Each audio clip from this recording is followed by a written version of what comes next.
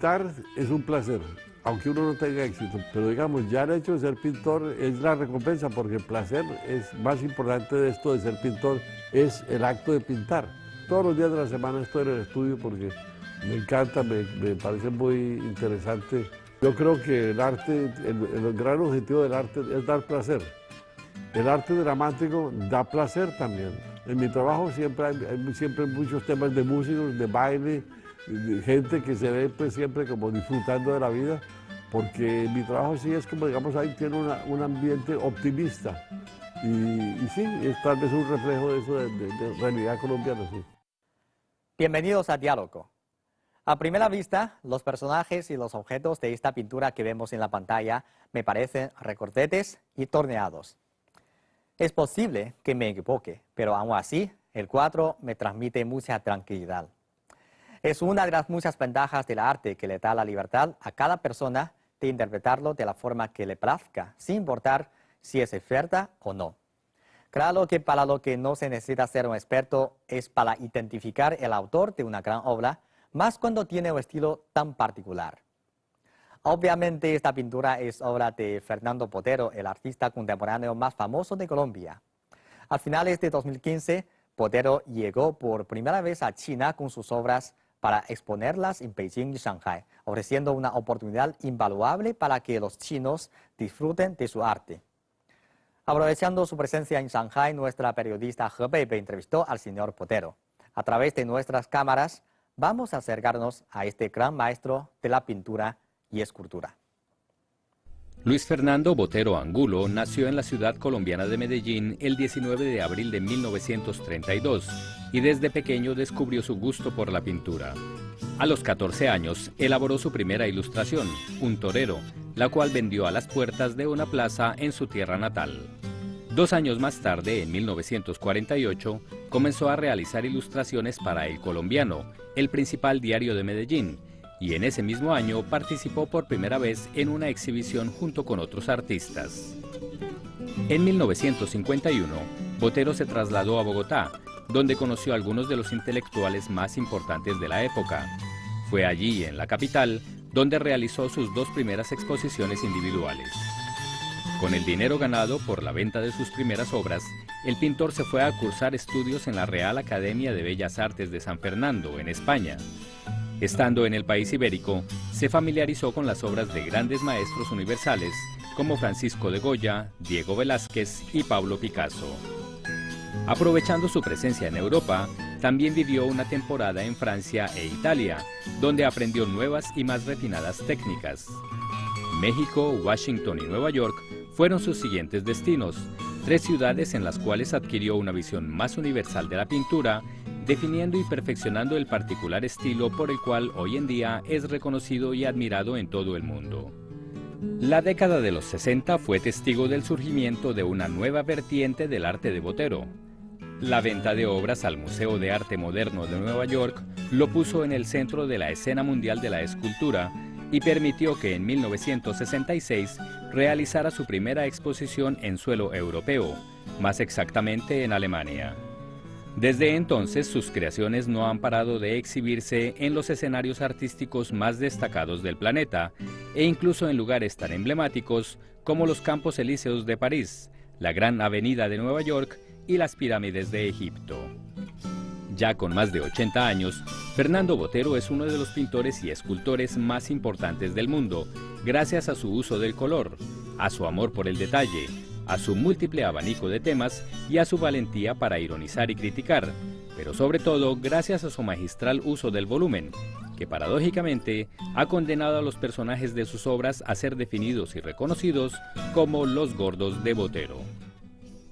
Su viaje a Beijing fue su primer viaje al continental China y estuvo varios días allí y ahora está en Shanghái. Entonces ha conocido más el país. ¿Ha cambiado un poco las percepciones que usted tiene con este país? Bueno, yo ya había venido a China, a Hong Kong, hice una exposición en la feria de Basilea que hay todos los años, o cada 2 años, no sé.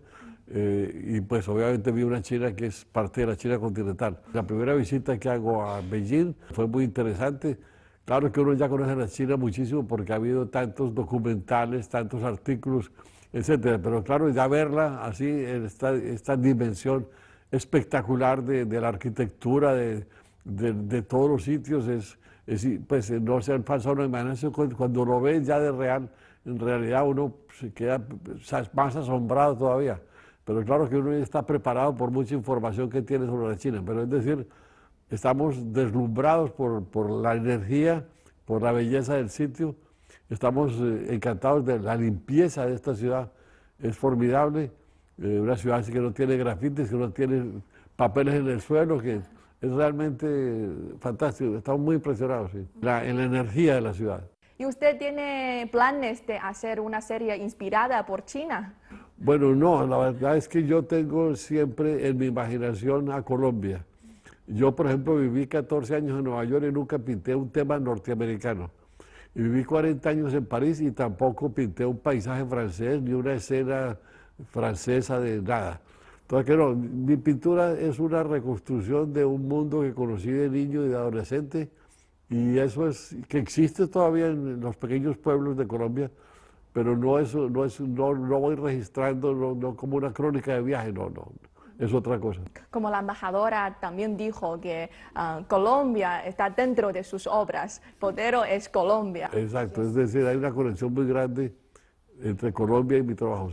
Sus obras siempre son arraigados en su tierra natal. Sí, tiene sus raíces, sí, ahí, sí. Y podemos decir que el arte local también es un arte mundial. Bueno, pues esa es la idea, es decir, la universalidad del artista empieza por ser parroquial y después, a través de sus colores, su dibujo, su composición, se comunica con culturas diferentes. Pero por la calidad de su trabajo, por la calidad de su dibujo, de su técnica, de su conocimiento de la composición, etc. Eso, todos los pueblos del mundo son sensibles al color y a la composición. Entonces, que uno logra crear esa comunicación y una cierta universalidad a través de eso. Yo he presentado mis obras fuera de Australia, que donde lo he expuesto en todos los continentes y en todas las capitales pues, importantes de Europa y de América. Y bueno, y he tenido siempre una reacción, la gente entiende, se conecta con el trabajo, total que eso se logra esa base, de esas bases, de esos elementos básicos que tiene el arte, que es la composición, el color, el dibujo, la técnica, el tema, etc. Y hablando en eso, según mi punto de vista, me parece que los colombianos o los de paisa son muy extrovertidos, jovial, muy interesantes, o sea, tienen un carácter así, muy alegre. Muy festivo. Sí, muy festivo. En sus obras también veo estos caracteres. Sí, la verdad es que hay un aspecto, digamos, muy alegre, muy festivo en Latinoamérica en general.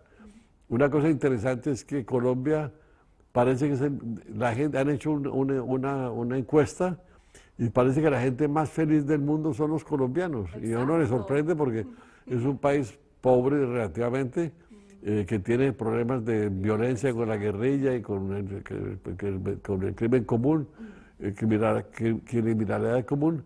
Sin embargo, la gente adora su país y disfrutan y les parece increíble ser colombianos y vivir allá, lo cual es una maravilla. Entonces, claro, en mi trabajo siempre hay siempre muchos temas de músicos, de baile, de gente que se ve pues siempre como disfrutando de la vida, porque mi trabajo sí es como, digamos, ahí tiene un ambiente optimista.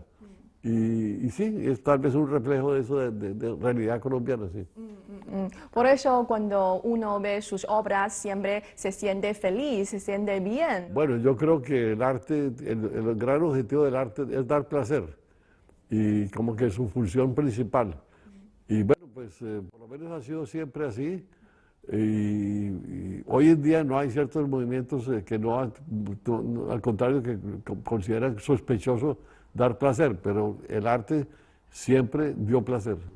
Pero por otro lado, usted también dibujó temas críticas, sí, un poco tristes. Sí, pero lo que pasa es que el arte dramático da placer también. Es decir, cuando yo miro la crucifixión de Grunewald o miro un cuadro de Bacon, por ejemplo, dramático, pues, pero me da placer ver una obra que tiene un estilo tan personal, un color muchas veces maravilloso, total que Bueno, eso me produce placer. Es otro tipo de placer, como que uno ve una comedia de teatro o ve un drama de teatro, pues son dos placeres distintos. El uno te hace reír, el otro te hace llorar, o te hace pensar. Y bueno, pues es otro placer, pero es placer. O sea, en ese sentido, la meta final para el arte es dar placer a la gente. Bueno, pues sí, debo decir que sí. Okay. Sí, uno, por ejemplo, siempre yo cito, uno nunca ve en los cuadros impresionistas, nunca ve uno drama, siempre hay un aspecto como optimista. Y en esa época tenían graves guerras en Francia y tenían problemas personales, muertos, enfermos, etcétera, y nunca los impresionistas mostraron nunca un aspecto triste o negativo de la vida. Y hicieron millones de cuadros. Sí, es verdad. Usted ha dicho que estas exposiciones en Beijing y en Shanghai son una de las mejores exposiciones que usted ha Bueno, tenido. sí, obviamente, es decir, son de una importancia capital, es decir, la exposición de Beijing, del Museo Nacional y después el Museo del China Arts Museum aquí, pues la dimensión del sitio, el número de visitantes, el país, obviamente la China, pues todo es de una grandiosidad extraordinaria. Hablamos sobre la exposición en Shanghai. Esta vez, la mayor diferencia es que esta vez vienen las esculturas también. Creo que una diferencia a las pinturas es que la gente puede interactuar con ellos, ¿no? Puede tocar e incluso sentirlas. Para el artista ver que el público toca la escultura es un placer porque en el fondo hay una especie de comunicación que no se logra en los museos, ¿sí? Es decir, aquí, como los cuadros están en la plaza frente al museo, pues la gente los toca, siempre les da la curiosidad de saber si son huecas, si son plenas, siempre están tocándolas, y ver qué material es, etcétera, y al mismo tiempo a veces acariciándolas. Total que bueno, eso es bonito. Entonces a usted no le molesta eso, porque en algunos lugares la gente siempre toca algunas partes de las esculturas y incluso cambia de color. Sí, claro, es cierto, sí. No, pues, no me molesta, debo decir, no me molesta, es una cosa que es normal que la gente las toque y que disfrute del trabajo, sí. Ok. Me parece que los habitantes de Shanghai son más afortunados que los de Beijing porque también pueden observar la serie más reciente de ustedes, Las Santas. Sí, ¿Podría presentarme un poco esta nueva serie? Siempre me llamó la atención cuando mira uno la historia del arte que las santas son presentadas siempre lujosamente vestidas, como si fueran princesas. Y nunca entendí pues muy bien eso porque eran santas, no tenían vanidad. Y por otro lado, pues debían ser gente humilde la mayor parte de las veces.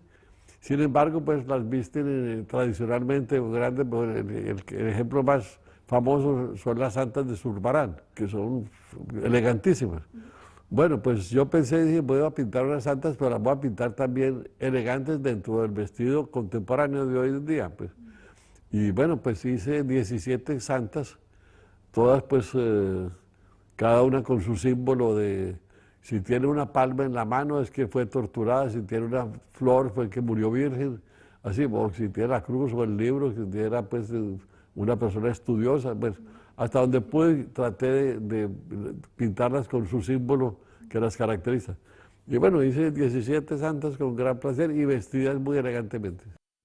El pasado 20 de noviembre en Beijing, Fernando Botero inauguró su primera muestra individual en territorio chino. Un total de 15 dibujos y 81 óleos de gran formato fueron presentados en el Museo Nacional de China, en pleno centro de la capital.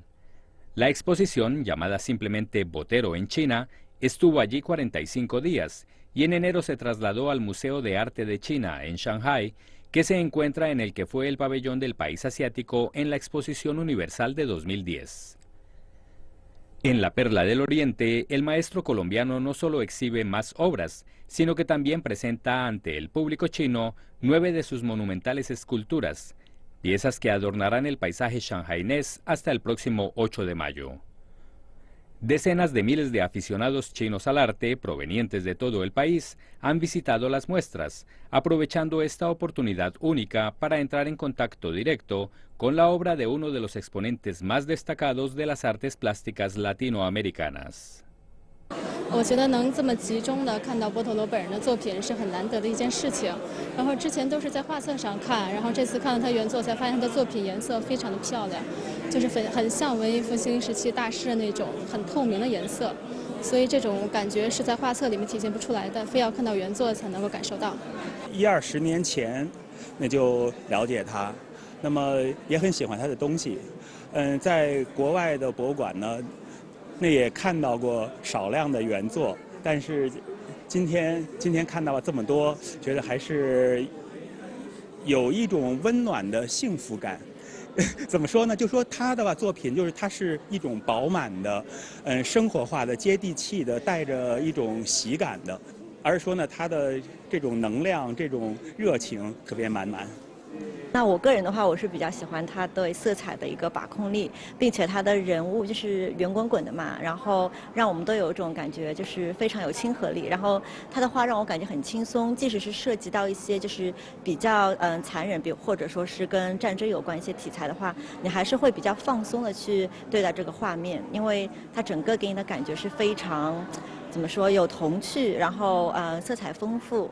然后又是有他自己的独特的一个视角在里边。其实以前就一直都是在画册上看波特罗的画，然后亲眼看了之后就觉得非常激动，因为其实我们对波特罗在之前的理解嘛，就很多都局限在他的人物可能比较胖，或者说人物的一些比例大跟小，然后亲眼看到之后，你可以感受到更多的东西，他对众多名画的改编、变奏，还有很多一些思想性的东西，这是在画册上可能很难去体会到的。Me ha contado que usted dibuja como 5 a 6 horas diariamente. Bueno, sí, no, yo trabajo, pues, dibujo y pinto, pues, digamos, básicamente pinto. Lo que pasa es que, sí, es decir, hoy en día trabajo un poco menos porque me canso un poco de porque hay que trabajar de pie, no sé trabajar sentado. Siempre trabajo de pie porque necesito un gesto más suelto, más amplio cuando trabajo.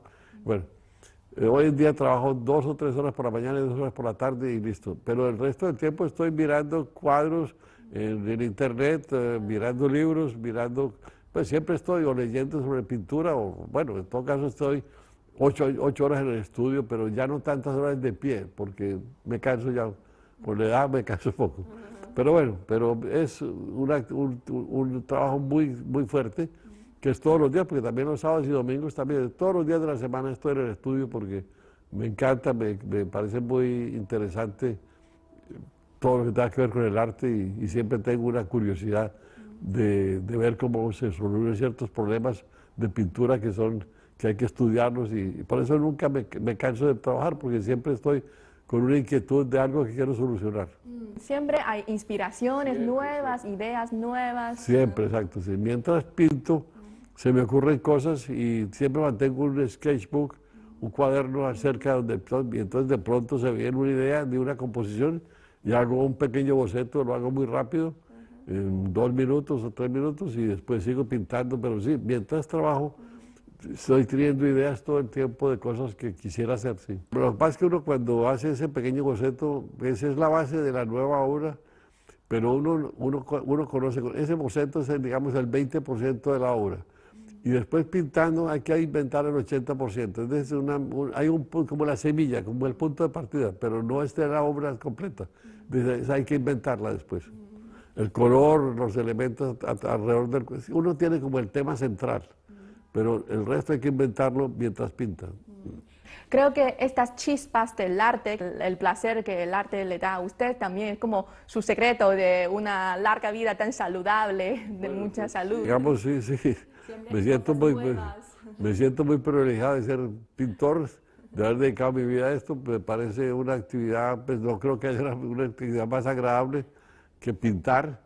Es decir, bueno, me siento muy afortunado de haber dedicado mi vida a eso, sí. Pero también, antes de ser tan éxito, digamos, el camino hacia el arte siempre ha sido difícil. Bueno, lo que pasa es que pintar es un placer, aunque uno no tenga éxito. Por eso no hay pintores que se retiren.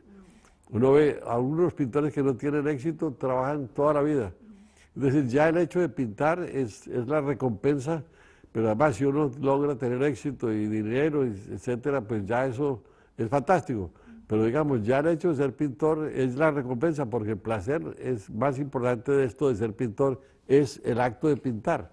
Es decir, tan exciting, tan maravilloso pues el pintar, que ya uno ya le pagaron con eso. Pero después si ya tiene éxito, pues qué maravilla. Aunque no hay dinero, pero uno ya se siente remunerado, ¿no? Bueno, sí, exacto, aunque no haya dinero. Bueno, yo muchos años trabajé sin tener éxito, pero muchos, 15 o 20 años sin tener éxito, y sin embargo disfrutaba la pintura y pues bueno, seguí trabajando apenas ganando pues para subsistir, pero bueno, pero no importa, porque es pintar, es hacer arte, es maravilloso. Y sobre todo viniendo de una ciudad donde no había ninguna actividad artística, ni museos, ni galerías. Cuando yo empecé a pintar, pues no había ninguna esperanza, pero ninguna, de que uno pudiera tener éxito ni nada.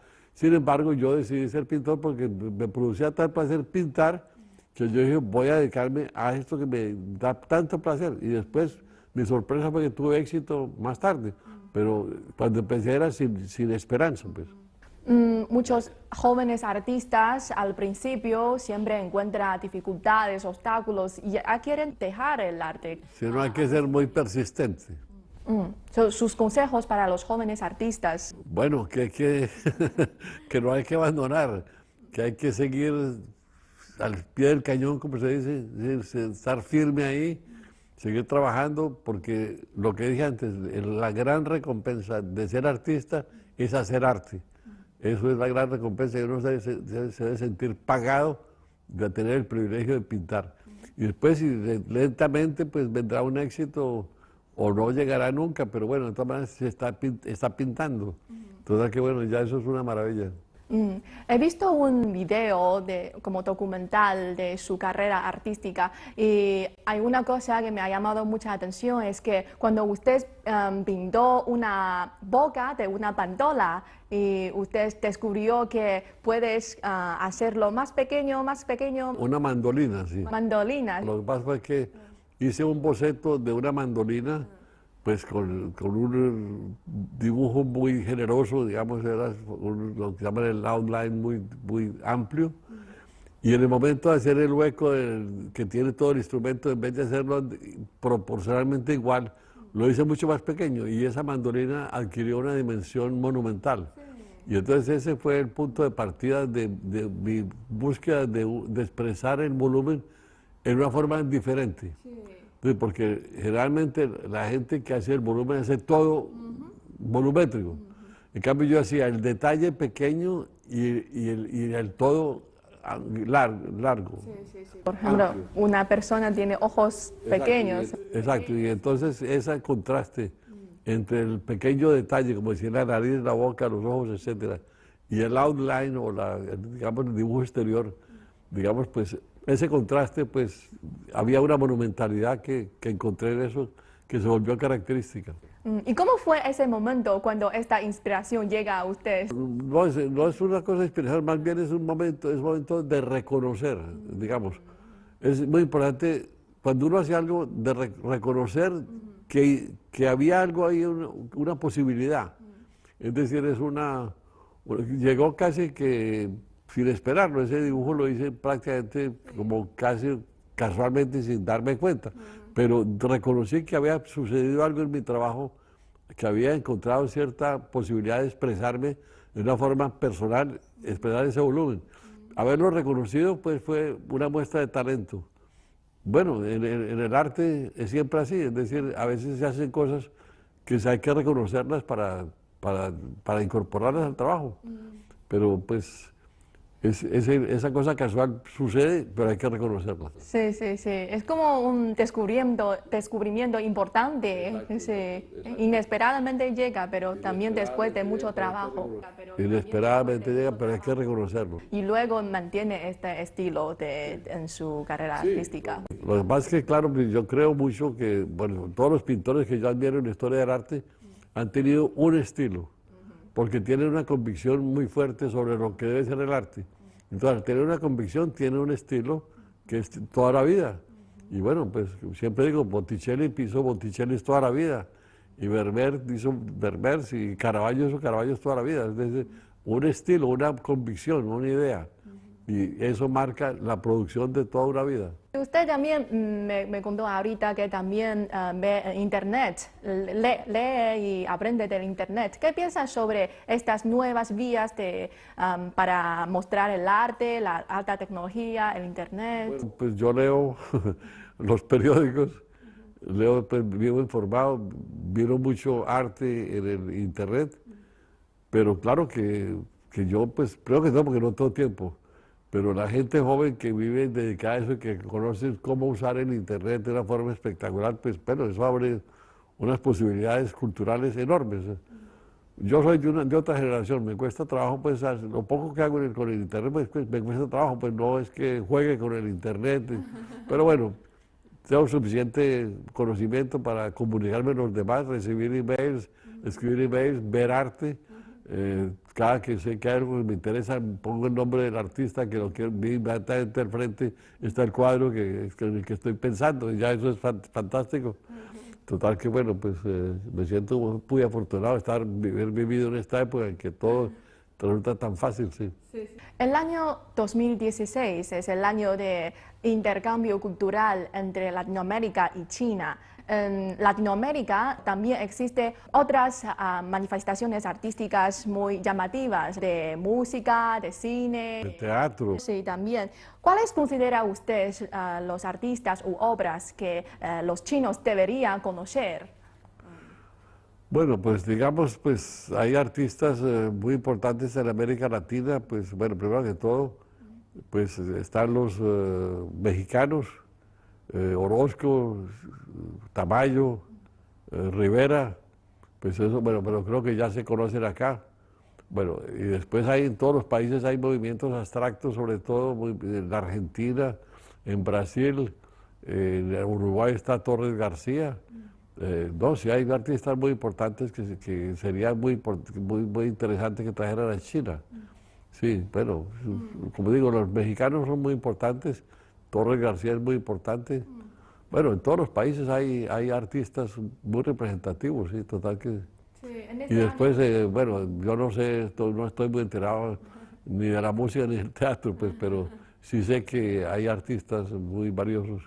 Sí, sí, sí. En este año los chinos conocerán más al arte de América Latina. ¿Qué piensa usted el papel que juega el arte en el intercambio entre países? Importantísimo, importantísimo. Yo pienso que eso crea una cosa de simpatía entre los pueblos que es el primer paso hacia otras cosas más serias, pues no más serias no, pero más prácticas, digamos, como decir el comercio y tal, pero claro que a veces, bueno, como pasó con el tenis de mesa en la relación entre los Estados Unidos y China.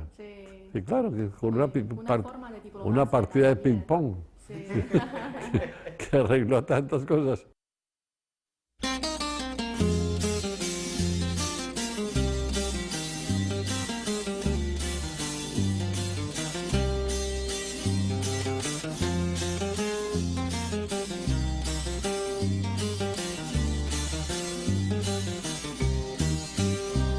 Consentida colgada del cielo como un farolito que puso mi Dios para que alumbraran las noches calladas de este pueblo viejo de mi corazón.